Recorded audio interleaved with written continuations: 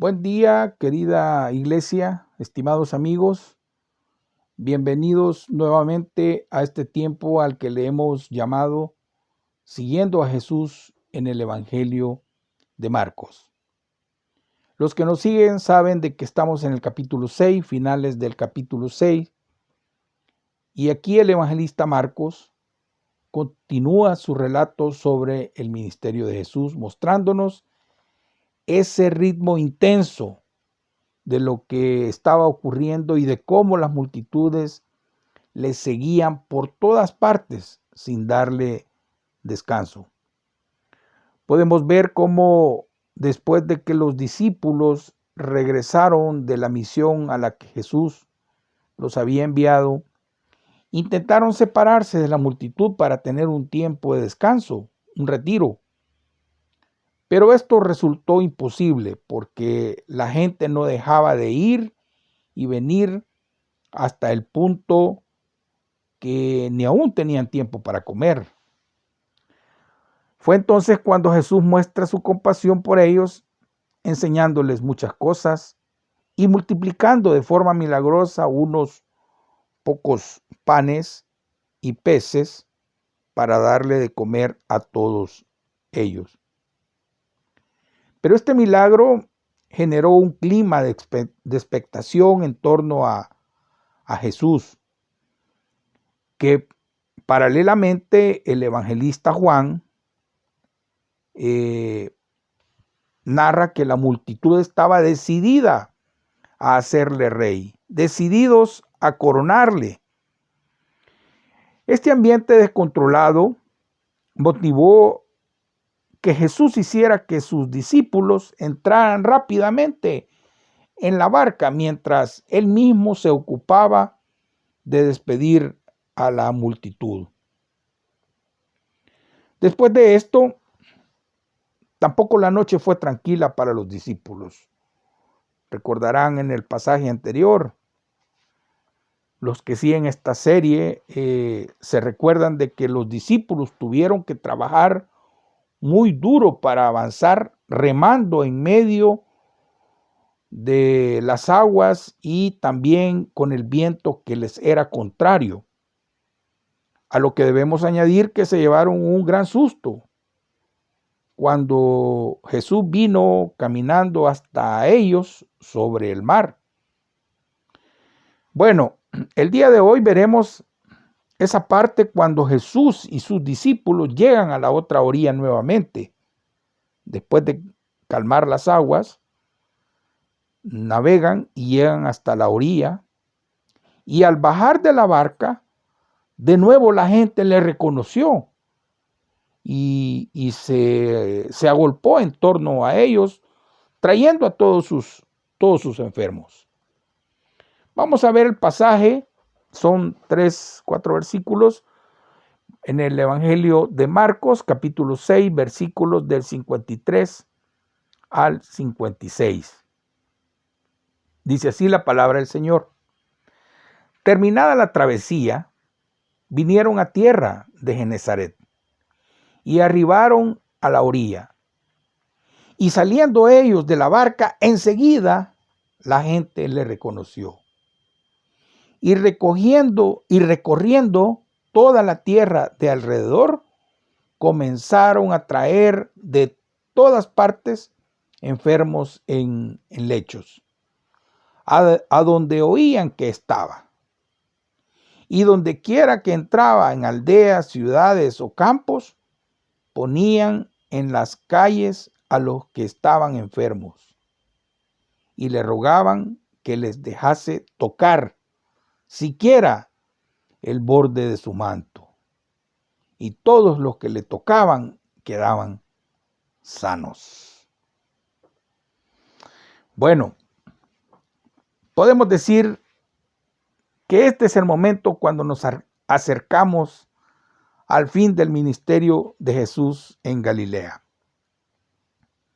El entusiasmo de las multitudes se encontraba en su punto más alto. Pero veamos algo. La gente no se esperaba la reacción de Jesús que vemos en este pasaje que nos narra Marcos. Dice pues, y saliendo de la barca, enseguida la gente le reconoció. Nuevamente surge la cuestión de la identidad de Jesús. La gente le reconoció. Ahora bien, ¿cómo reconocían a Jesús? A juzgar por lo que leemos en este pasaje, su interés estaba ubicado en aprovechar su poder sanador.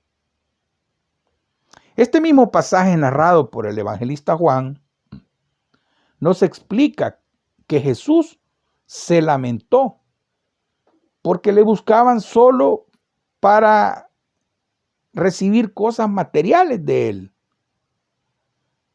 sin que en ningún momento evidenciaran una verdadera fe en su persona. Vayamos al Evangelio de Juan, en el capítulo 6, versículos 25 al 27. Dice así: y hallándole al otro lado del mar, le dijeron: Rabí, ¿cuándo llegaste acá? Respondió Jesús y les dijo: de cierto os digo que me buscáis, no porque habéis visto las señales, sino porque comisteis el pan y os saciasteis. Trabajad, no por la comida que perece, sino por la comida que a vida eterna permanece, la cual el Hijo del Hombre os dará, porque a éste señaló Dios el Padre. Bueno, los discípulos no lograron identificar a Jesús. Recordarán cuando él venía caminando y pensaron que era un fantasma, porque sus corazones estaban endurecidos y no habían logrado entender las implicaciones del milagro de la multiplicación de los panes.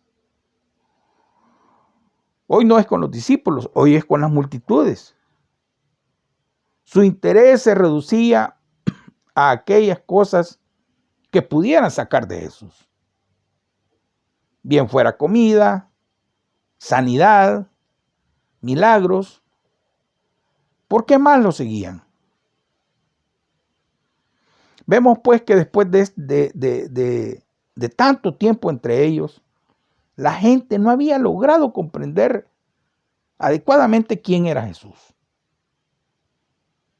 Después de estar con él, no habían logrado identificarlo. Qué triste. Dice la palabra que comenzaron a traer de todas partes enfermos. Tal como lo explica el evangelista Marcos, parece como si hubiera cierto elemento de urgencia. Rápidamente corrieron la voz por todas partes y la gente venía porque no querían desperdiciar la oportunidad. En cierto sentido, todo esto era natural. En otras muchas ocasiones Jesús había demostrado que tenía poder para sanar cualquier enfermedad y también su disposición para hacerlo.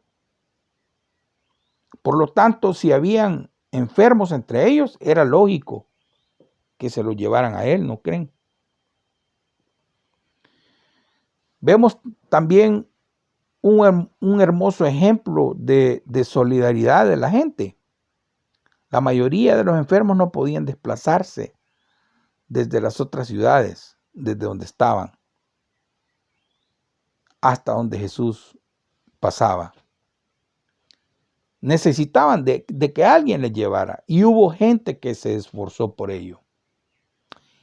Y en estos detallitos podemos aprender de esa gente que mostró también ese esfuerzo. Y debemos de preocuparnos, hermanos, por buscar y traer personas de todas partes, para provocar un encuentro con Jesús, para que sean salvos. Debemos de propiciar ese encuentro o ser nosotros mismos portavoces del Evangelio de salvación. Pero lo que resultaba un poco penoso era el egoísmo con el que lo hacían. Y hay que reconocer con tristeza de que es algo característico de la naturaleza humana. ¿Cuántas personas hay que solo acuden a Dios cuando tienen problemas? Pero en cambio, cuando todo va bien, pues no le damos gracias. De eso hemos visto varios ejemplos en la Escritura. ¿Cuántas de nuestras oraciones no son más que una lista interminable de peticiones, hermanos?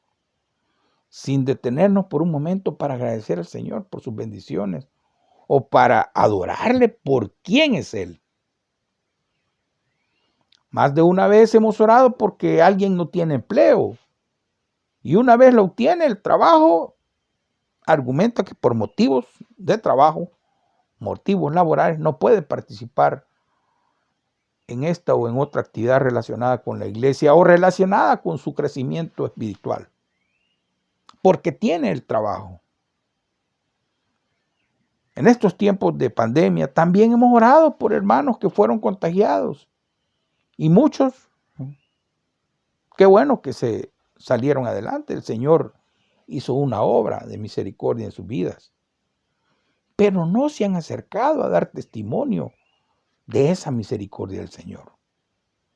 Somos faltos de gratitud.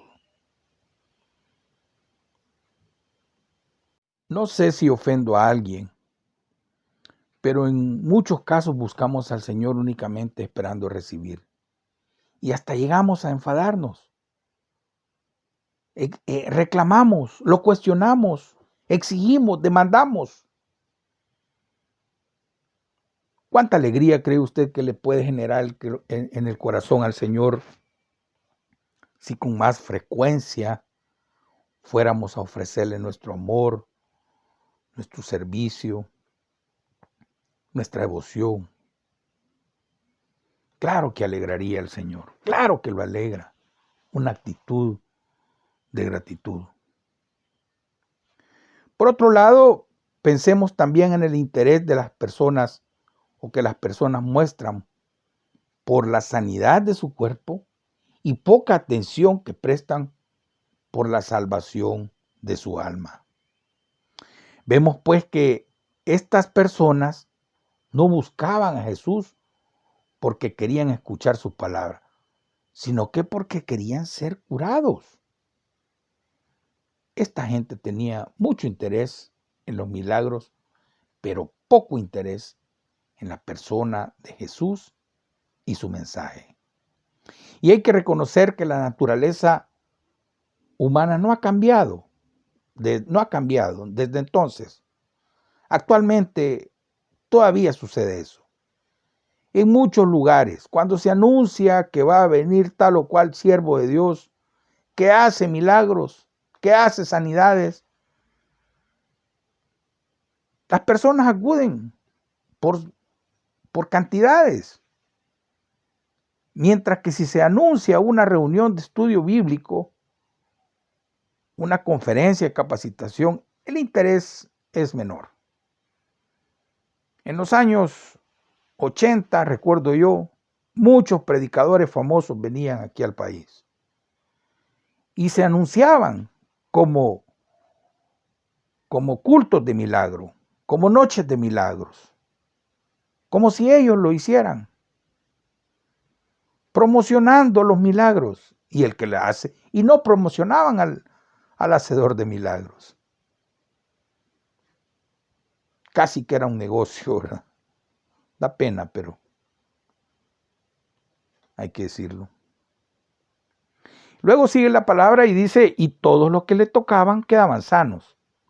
A pesar de todo, hermanos, la gente tenía fe en el poder sanador de Jesús y en la compasión que él mostraba. Recordemos el caso de la mujer con flujo que vimos en el capítulo 5. Estaban convencidos de que si el enfermo se le permitía tocar tan solo el borde de su manto, se produciría instantáneamente la curación. El profeta Isaías lo predijo de una forma muy poética. Isaías 35, 4 al 6. Decid a los de corazón apocado, esforzaos, no temáis. He aquí que vuestro Dios viene con retribución, con pago. Dios mismo vendrá y os salvará. Entonces los ojos de los ciegos serán abiertos y los oídos de los sordos se abrirán. Entonces el cojo saltará como un ciervo y cantará la lengua del mudo. Qué precioso esto, ¿no? Y se cumplió, se está cumpliendo, porque Jesús tiene poder todavía para curar cualquier enfermedad, para sanar y para salvar, para perdonar pecados. El punto principal de todo esto es que la gente estaba recibiendo una clara evidencia de que Jesús era el Mesías. Nosotros hoy en día también lo hemos recibido. Día a día en nuestra vida, en nuestra familia, salimos por las mañanas y cuando regresamos, hermanos, de cuántas cosas nos habrá librado el Señor. Y nosotros, sin darnos cuenta, muchas veces, Dios nos ha guardado. Yo quiero cerrar este tiempo preguntando, ¿cómo reconoce a Jesús en su vida? ¿Cómo identifica usted a Jesús en su vida? ¿Podemos reconocer su obra en nosotros como lo escuchamos ayer domingo en el mensaje del pastor Carlos? Otra pregunta, ¿cómo podemos no sentirnos aludidos en llamada de atención, en una llamada de atención de este tipo? Si usted no se siente incómodo, si usted no tiene una respuesta, querido amigo, querido oyente, solo hay una respuesta. Todavía no ha tenido un encuentro con Jesús. Por eso no le reconoce, simple y sencillamente. Si usted no se siente que es con usted, ojo, le invito a que busque a Jesús para que sea no solo su Salvador, que sea también su Señor. Y no dudo que le conocerá y comenzará una transformación en su vida. Si usted está interesado o interesada en crecer en el conocimiento de Jesús, busque a uno de los pastores de nuestra iglesia, a uno de los servidores, o a este servidor que con todo gusto le vamos a ayudar. Ese es nuestro deseo. Que usted conozca, no tanto de la iglesia, no tanto de los pastores, de la organización, no. Es que conozca de Jesús. ¿Quién es Jesús? Y de veras que su vida va a cambiar. Su perspectiva de vida va a cambiar. Nos quedamos hasta aquí con este estudio. Que el Señor le dé una semana muy productiva y nos encontramos, si el Señor nos lo permite, en el capítulo 7 del Evangelio de Marcos el próximo lunes. Muy buenos días.